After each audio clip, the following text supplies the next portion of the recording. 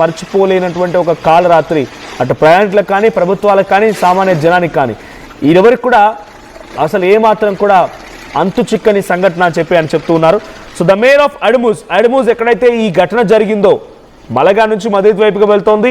నిన్న 6:40 సమయం ఇక్కడ మొదలైనటువంటి ఆ ట్రైన్ కాస్త 8 గంటల వరకు మూవ్ అవ్వలేదు.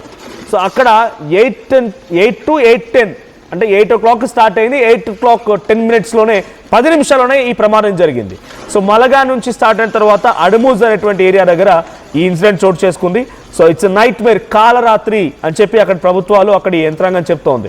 ఎమర్జెన్సీ ఏజెన్సీ అండలూషియా ఈ క్రాష్ సంబంధించి వెంటనే రియాక్ట్ అయ్యారు. సో అక్కడికి సంఘటన స్థలాన్ని చేరుకున్నారు. అంతా కూడా సహాయక చర్యలు పాల్పడుతూ ఉన్నారు. దాని లోపలటువంటి ఒక రిపోర్టర్, అక్కడ స్పానిష్ సంబంధించినటువంటి ఒక రిపోర్టర్ ఆయన రాసుకొచ్చే ప్రయత్నం చేశారు. We had ever had to remove a dead person to able to reach someone alive.